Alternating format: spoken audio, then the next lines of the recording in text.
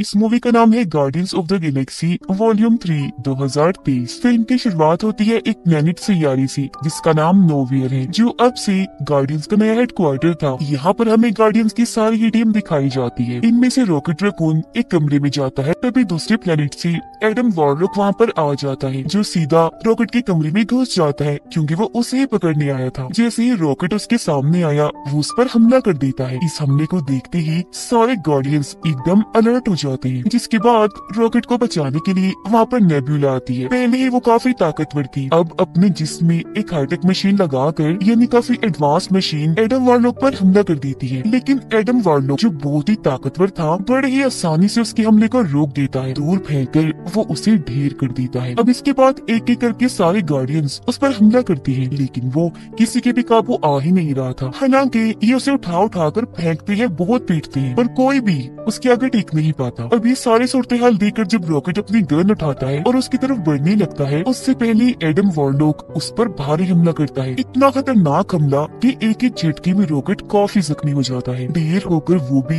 एक जगह पर गिर गया। इस सब के बावजूद भी नेब्यूला हार नहीं मानती। वो दोबारा उठी, अपने हाथ को तलवार बना लेती है, जिसे जाकर वो एडम वॉरलॉक के पेट में घुसा देती है, जिससे अब वो इतना जख्मी हो गया कि वहीं पर ही बेहोश हो जाता है। अब इससे पहले कि सारे गार्डियंस दोबारा से उस पर हमला करते, उससे पहले ही एडम वॉरलॉक उठता है और झट से नोवियर से भाग जाता है। अब पीटर और उसका साथी रॉकेट के पास आते हैं, जो जख्मी हालत में वहाँ गिरा पड़ा था। उसका इलाज करने के लिए जख्मों को ठीक करने वाली एक डिवाइस उसके जिस्म से लगा देती है। लेकिन जैसे मशीन एक्टिवेट हुई, ऑन हुई, रॉकेट तड़पने लगता है। देखने से लग रहा था जैसे वो मशीन रॉकेट की जान ले रही है। ये देखकर फौरन नेब्यूला वहाँ पर भाग कर आई, पीटर से कहकर जल्दी से इस मशीन को बंद करवाती है। फिर वो रॉकेट के पूरे जिस्म को अच्छे से स्कैन करके चेक करके सबको बताती है कि असल में इसके जिस्म के अंदर बहुत सारी मशीन्स फिट की गई हैं। उन सारी मशीन्स के अंदर एक मशीन ऐसी भी है जिसे रॉकेट के दिल के पास लगाया गया है, और अगर किसी ने भी उस मशीन को निकाले बगैर रॉकेट का इलाज करने की कोशिश की तो वही मशीन रॉकेट की जान ले लेगी। और ये सब कुछ रॉकेट के साथ उस मशीन की वजह से हो रहा था, जो वो तड़प रहा था। सारे ही गार्डियंस रॉकेट को ठीक करने में लग जाते हैं, जबकि रॉकेट जो जख्मी पड़ा था, बेहोश था,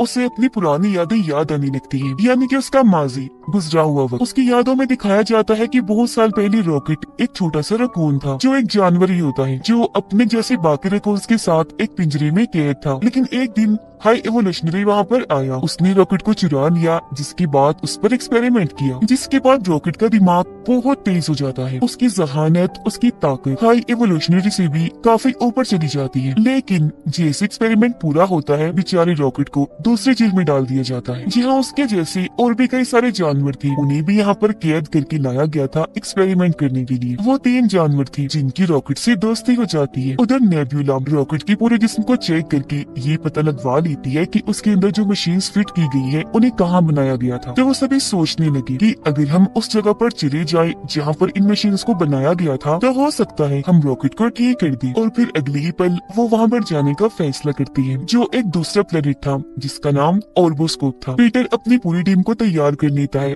जबकि अपने 2 साथियों को यहीं पर नोवियर में ही छोड़कर जाता है और उनसे कहता है कि यहाँ का ख्याल तुम दोनों को रखना है। फौरन बाद बाकी टीम को लेकर पीटर अपने मिशन पर निकल गया। अब हमें दिखाया जाता है हाई इवोल्यूशनरी, जहाँ उसके पास ही एडम वॉरलॉक और उसकी मोम थी। यहाँ एडम वॉरलॉक की मोम हाई इवोल्यूशनरी से कहती है कि मेरा बेटा अभी बहुत छोटा है, यही वजह है कि वो मिशन में फेल हो गया, रॉकेट को नहीं ला पाया। जो बात सुनकर हाई इवोल्यूशनरी काफी गुस्से में आ गया, कहता है कि मुझे कैसे भी करके रॉकेट चाहिए तो चाहिए। ये कहकर वो एडम वॉरलॉक को बहुत मानता है और उन माँ बेटे को ये धमकी देता है कि अगर अगली बार तुम रॉकेट को लाने में नाकाम रहे और उसे मेरे हवाले ना किया तो मैं तुम्हारी पूरी नस्ल को ही मार दूंगा। यहाँ हमें पता चलता है कि इस वक्त हाई इवोल्यूशनरी जहाँ पर है वो एक पूरा प्लेनेट है। ये पूरा ही प्लेनेट बिल्कुल हमारी जमीन अर्थ जैसा है, इसीलिए इसका नाम भी काउंटर अर्थ है। अब यहाँ हाई इवोल्यूशनरी इतना पागल, इतना अजीब है कि वो चाहता है कि जितने भी प्लैनेट्स और वहाँ पर रहने वाले जानवर और क्रिएचर्स हैं, वो सब एकदम परफेक्ट होने चाहिए, इन्हीं हर लिहाज से बिल्कुल ठीक। इसीलिए वो अलग अलग प्लैनेट्स पर जाकर वहाँ के जानवर और क्रिएचर्स को उठाता है और उन पर एक्सपेरिमेंट करके बदलने की कोशिश करता है अपने मुताबिक। वो उन्हें इतना बदलता है कि उसकी सोच के मुताबिक वो परफेक्ट बन जाए। ऐसे ही फिर हाई इवोल्यूशनरी जानवरों और क्रिएचर्स को लेने के लिए जब प्लेनेट अर्थ पर गया, इन्हीं हमारी जमीन पर, तो उसे अर्थ इतनी अच्छी लगी कि उसने ठान लिया कि अब मैं भी बिल्कुल प्लेनेट अर्थ जैसा ही एक प्लेनेट बनाऊंगा, जो दिखने में और उसका माहौल बिल्कुल अर्थ जैसा होगा। यहाँ तक कि वहाँ के घर और लोग भी प्लेनेट अर्थ जैसे होंगे और यही वो प्लेनेट है जिसे काउंटर अर्थ कहते हैं।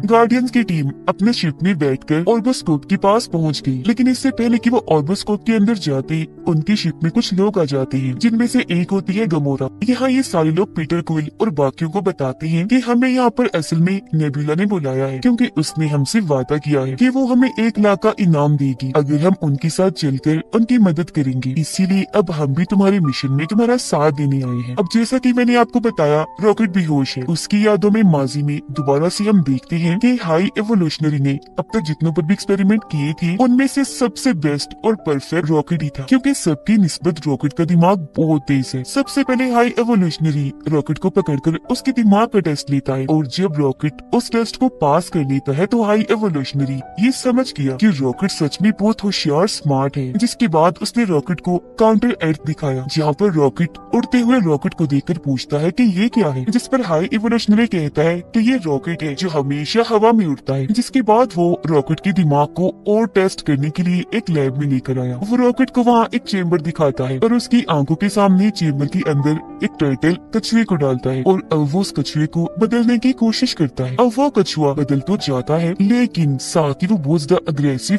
गुस्से वाला बन जाता है। ये दिखाते हुए हाई एवोल्यूशनरी रॉकेट को कहता है कि मैं इनको बदल तो पा रहा हूँ, वो भी बिल्कुल परफेक्ट, लेकिन मुझे एक बात की समझ नहीं आ रही कि बदलने के बाद ये इतने गुस्से वाली अग्रेसिव क्यों हो जाते हैं, जबकि मैं तो इनको बिल्कुल शांत बनाना चाहता हूँ। ये सुनकर रॉकेट उस चेम्बर मशीन को देखते हुए हाई एवोल्यूशनरी को बताता है कि इस मशीन में एक गड़बड़ है, एक खराबी है। जब चेम्बर मशीन में डालकर उन सबको बदला जाता है तो उनके बदलने के साथ साथ उनके दिमाग का एक केमिकल भी बदल जाता है और वही वजह है इन सबके अग्रेसिव गुस्सेल होने का। तो अगर आप उस केमिकल को ही बदलने से रोक लेंगे तो ये सब बिल्कुल शांत हो जाएंगे जैसे आप चाहते हैं। रॉकेट की बात सुनकर हाई एवोल्यूशनरी बिल्कुल ऐसे ही करता है और हैरत, ऐसा करने पर उसको पॉजिटिव रिजल्ट ही मिलता है। मतलब जैसा उन्होंने सोचा था वैसा ही होता है। हाई एवोल्यूशनरी ये देखकर काफी चौंक भी गया और खुश भी हो गया कि अब मैं अपने एक्सपेरिमेंट में कामयाब हो गया हूँ। हाई एवोल्यूशनरी इतना खुश था कि वो अपने साथियों को कहता है कि मुझे अपने इस प्रोजेक्ट रॉकेट का दिमाग चाहिए, ये बहुत ही स्मार्ट है, बहुत ही ज़हीन है। सच में उसके पास ऐसा दिमाग है जो मेरे पास भी नहीं। साथ ही हाई एवोल्यूशनरी को इस बात से भी गुस्सा था कि ये रॉकेट रकून मेरा ही सब्जेक्ट है। अपने एक्सपेरिमेंट के जरिए इसको मैंने ही ऐसा बनाया है, तो फिर ये मुझसे ज़हीन, मुझसे आगे कैसे हो सकता है। हालांकि ये तो छोटा सा क्रिएचर है, लेकिन फिर भी वो अपने साथियों को कहता है कि कल सुबह होते ही तुम इसको मार देना, इसका दिमाग निकाल कर मुझे दे देना। मैं इसके दिमाग पर एक्सपेरिमेंट करूंगा और ये पता लगवाऊंगा कि आखिर वो इतना क्रिएटिव कैसे सोच सकता है, और फिर उसकी मदद से मैं एक नई दुनिया बनाऊंगा जहाँ सिर्फ मैं उन्हीं क्रिएचर्स को रखूंगा जो हर लिहाज से पूरी तरह परफेक्ट होंगे, बिल्कुल मेरे मुताबिक। और हाँ, इसका दिमाग निकालने के बाद जो इसके साथी है ना, उनको भी मार देना, क्योंकि वो हमारे अब किसी काम के नहीं। इतना कहती रॉकेट को दोबारा उसकी जेल में बंद कर दिया जाता है। जेल में आते ही रॉकेट अपने साथियों को बताता है कि कल सुबह होते ही हम सबको मार दिया जाएगा, इसीलिए अब हमें कुछ भी करके यहाँ से निकलना होगा। जिसके बाद बाहर जो स्पेसशिप है उनमें बैठकर हम यहाँ से निकल जाएंगे। ये कहते ही रॉकेट वहाँ पर रखी हुई सारी चीजों को इकट्ठा करता है और एक चाबी बना लेता है। उस चाबी से अपनी जेल का ताला खोलता है और वहाँ से बाहर आ जाता है और अपनी एक दोस्त जो उसे सबसे प्यारी थी उसको भी बाहर निकाल देता है। लेकिन तभी वहाँ पर हाई एवोल्यूशनरी आ जाता है जो उसकी दोस्त को गोली मार देता है, जिससे रॉकेट की दोस्त की वहीं पर ही मौत हो जाती है। फिर हाई एवोल्यूशनरी उससे कहता है, मैं जानता था रॉकेट तुम यहाँ से भागने की कोशिश जरूर करोगी, तो इसीलिए मुझे यहाँ पर आना पड़ा और अब मैं तुम्हारे बाकी साथियों को भी मार दूंगा और अभी की अभी तुम्हारा दिमाग निकाल लूंगा। सुबह तक का इंतजार मैं नहीं करने वाला। अपनी आंखों के सामने ही रॉकेट अपनी दोस्त को मरा हुआ देखकर बहुत दुखी हो जाता है और अब उसे काफी गुस्सा भी आ गया था। वो हाई एवोल्यूशनरी पर हमला कर देता है, उसका मुंह नोचकर वहाँ से भाग जाता है। जैसे तैसे वहाँ से बाहर आकर स्पेसशिप में बैठा और उसे लेकर वहाँ से निकल गया। यानी इस तरह से वो हाई एवोल्यूशनरी की कैद से आजाद हुआ था। उधर गार्डियंस की पूरी टीम गमोरा के साथ मिलकर उस प्लेनेट ऑर्बोस्कोप में आ जाती है। फिर ये वहाँ पहुंचकर मेन एरिया में आ गई। इस जगह पर रॉकेट की सारी जानकारी थी। रॉकेट की फाइल को वहाँ से लेकर बाहर निकल आती है। फिर अपनी शिप में आने के बाद गार्डियंस की टीम रॉकेट की फाइल को खोलती है। उस फाइल के जरिए इन सबको पता चल जाता है कि अब तक रॉकेट के साथ क्या क्या हुआ। जिसके बाद रॉकेट की यादें, उसकी माजी की जो कहानी हमने देखी, वो सभी गार्डियंस की टीम भी देख लेती है। सभी गार्डियंस जान जाते हैं कि हाई एवोल्यूशनरी ने रॉकेट के साथ बहुत बहुत गलत किया है। वीडियो को देखकर नेबुला को रॉकेट पर बहुत तरस आने लगा। वो कहती है कि इतनी ज्यादती तो कभी भी किसी के साथ भी नहीं हुई। फिर सबको पता चला कि रॉकेट के दिल के पास जो मशीन है जो उसका इलाज उन्हें नहीं दे रही, उस मशीन को एक कोड डालकर निकाला जा सकता है। लेकिन वो कोड क्या है गार्डियंस को पता नहीं चल पाता। ऐसा इसलिए क्योंकि हाई एवोल्यूशनरी के लोग रॉकेट की फाइल से उस कोड को मिटा चुके थे। लेकिन गार्डियंस फाइल के जरिए ये पता लगवा लेते हैं कि उस कोड को मिटाया किसने है और अब उस कोड की जानकारी है किसके पास। तो अब ये फैसला करते हैं कि हम मिलकर उस आदमी के पास जाएंगे और उससे कोड छीनकर रॉकेट की जान बचाएंगे। लेकिन गमोरा ऐसा करने से मना कर देती है और उनसे कहने लगी कि वो आदमी इस वक्त हाई एवोल्यूशनरी के पास है, तो अगर हम वहाँ गए तो सारे मारे जाएंगे, इसीलिए अब मैं तुम्हारा साथ नहीं दे सकती। वो फिर अपने एक साथी को अपनी लोकेशन भेज देती है कि इस वक्त मैं कहाँ हूँ और मुझे जल्दी से लेने आ जाओ। लेकिन हम देखते हैं कि उसके साथी को ऑर्बोस्कोप में एडम वॉरलॉक और उसकी मॉम ने पकड़ लिया है। तो जैसे गमोरा अपनी लोकेशन भेजती है, उसके बारे में एडम वॉरलॉक और उसकी मॉम को भी पता चल गया था। तो इसीलिए वो गार्डियंस को पकड़ने के लिए जाने लगती है। उधर गार्डियंस जैसे ही हाई एवोल्यूशनरी के पास पहुंचते हैं तो वो इन्हें बताता है कि जानते हो मेरा प्लान क्या है, अब मैं तुम सबको मार दूंगा और तुमसे रॉकेट को हासिल कर लूंगा जो मेरा सब्जेक्ट है। ये सब कुछ मैंने ही किया है, तुम्हें यहाँ पर अपने प्लान के जरिए मैंने ही बुलाया है। जिसके बाद अपने लोगों को वे हुक्म देता है कि बाहर गार्डियंस की शिप में रॉकेट है, जल्दी से जाकर उसे ले आओ। फिर हाई एवोल्यूशनरी जाकर अपनी शिप में बैठ जाता है और अपने लोगों को हुक्म देता है कि अब मेरे जाने के बाद इस पूरे प्लेनेट को तबाह कर दो। उसके लोग ऐसे ही करने लगते हैं, शिप को उड़ाकर धीरे धीरे प्लेनेट को तबाह करने लगते हैं। जिससे होता ये है कि वहाँ पर जगह जगह धमाके होने लगती हैं। ये सब होता हुआ देखकर गार्डियंस टीम के दो लोग पीटर और ग्रूट जो वहीं पर थे हाई एवोल्यूशनरी के लोगों से लड़ने लगते हैं। अपने पावरफुल गन से वो उन सभी को शूट करने लगती हैं और उन सब में से उस आदमी को उठा लेती है जिसके पास उस मशीन का कोड है जिसके जरिए वो रॉकेट को बचा सकती है। अब पीटर के बाकी साथी देखते हैं कि ये पूरा प्लेनेट तबाह हो रहा है जबकि हाई एवोल्यूशनरी अपनी शिप को यहाँ से निकलवा रहा है। अब गार्डियंस टीम की उन तीनों मेंबर्स को ये लगता है कि पीटर और ग्रूट अभी भी स्पेसशिप में हैं, तो उन्हें बचाने के लिए वो स्पेसशिप में चले जाते हैं। लेकिन असल में पहले ही पीटर और ग्रूट उस आदमी को लेकर स्पेसशिप से कूद चुके थे। पीटर और ग्रूट सीधा रॉकेट के पास जाते हैं अपने स्पेसशिप में। वो रॉकेट में उस कोड को डाल देती है जिससे वो मशीन जो उसके दिल के पास लगी हुई थी वो बंद हो जाती है। पीटर उसके जख्मों का भी इलाज करता है जिससे रॉकेट बिल्कुल ठीक हो जाता है। अब नेबुला पीटर से राब्ता करती है और पूछती है कि तुम कहाँ पर हो, तुम्हें बचाने के लिए हम स्पेसशिप में आए थे। पीटर उससे कहता है कि मैं और ग्रूट तो कब से वहाँ से निकल चुके हैं, हम अपने स्पेसशिप में हैं, रॉकेट भी हमारे साथ है जो अब बिल्कुल ठीक है। ये सुनकर बाकी टीम मेंबर्स जल्दी से उस स्पेसशिप से बाहर निकलने की कोशिश करती है, लेकिन पहले वहाँ पर हाई एवोल्यूशनरी आकर उन्हें वहाँ कैद कर देता है। गार्डियंस की वो तीनों मेंबर्स कैद होकर देखते हैं कि यहाँ पर बहुत सारे छोटे छोटे क्रिएचर्स और जानवर हैं जिन्हें हाई एवोल्यूशनरी ने यहाँ पर कैद किया हुआ है क्योंकि वो इन पर एक्सपेरिमेंट करने वाला है। ये देखकर वो सब फैसला करती हैं कि अब हम अकेले ही यहाँ से नहीं जाएंगे बल्कि अब हम इन सबको भी आजाद करके अपने साथ ले जाएंगे।